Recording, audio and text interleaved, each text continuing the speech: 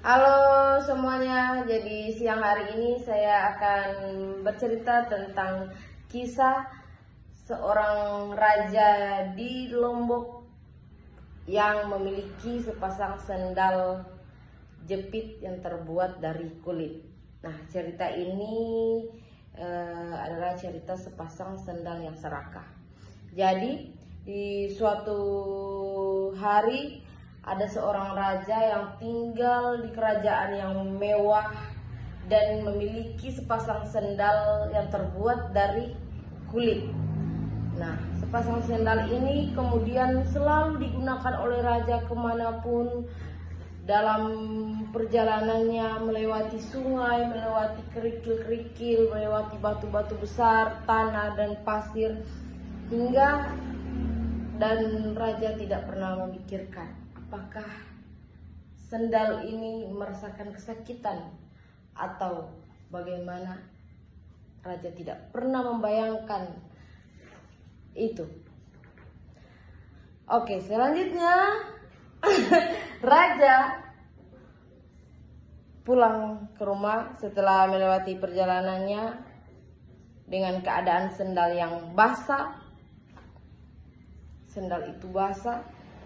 Dan ternyata kedua sendal ini adalah pasangan suami istri yang tidak diketahui oleh raja.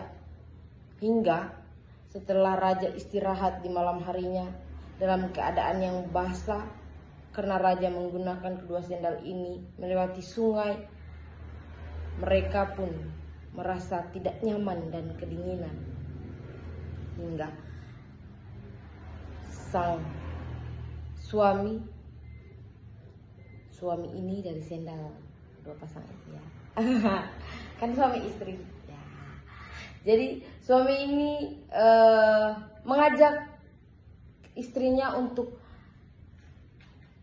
meminta kepada Tuhan agar mereka berdua dijadikan tikus, karena di setiap raja meletakkan kedua sendal itu di bawah kolong tempat tidur raja, sendal itu selalu diintai oleh tikus-tikus yang ada di kerajaan itu.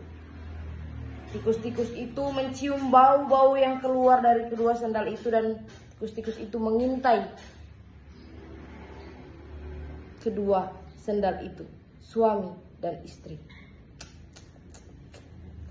Setelah mereka meminta kepada Tuhan, sang suami mengajak, "Wahai istriku, apakah kamu tidak takut ketika tikus-tikus itu mengintai kita berdua? Bisa-bisa kita akan dimakan." Sang istri pun berpikir, dia juga ketakutan. Jangan sampai kita dimakan, wahai suamiku.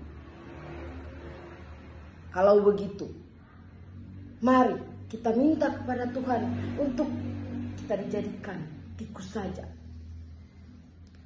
Pada malam itu pun, suami dan istri ini meminta kepada Tuhan untuk dijadikan sepasang tikus.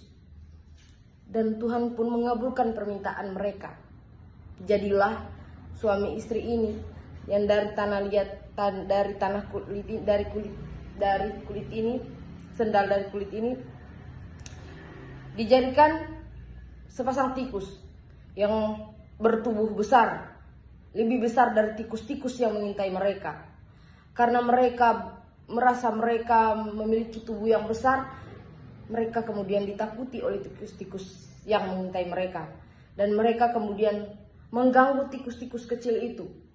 Hingga pada suatu malam, raja dan juga seluruh penghuni kerajaan merasa terganggu dengan keributan yang diciptakan oleh tikus-tikus ini. Makanya raja memerintahkan kepada para pengawalnya untuk membawa kucing-kucing dari luar agar bisa menangkap tikus-tikus yang ada di dalam kerajaan yang selalu membuat keributan di tengah malam. Akhirnya para pengawal datang dalam kerajaan dan melepaskan kucing-kucing itu. Kucing-kucing itu pun menangkap tikus-tikus itu.